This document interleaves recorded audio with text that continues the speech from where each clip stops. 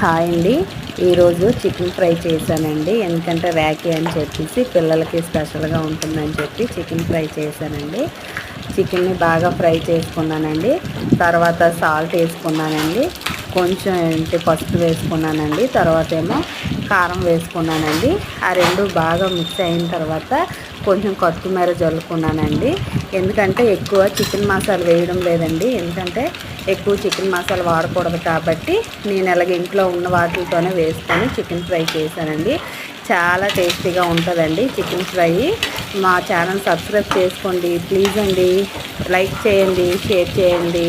అందరికీ రాఖీ పౌర్ణమి శుభాకాంక్షలు అండి. చాలా బాగుంటుందండి చికెన్ ఫ్రై. ఒకసారి ట్రై చేయండి.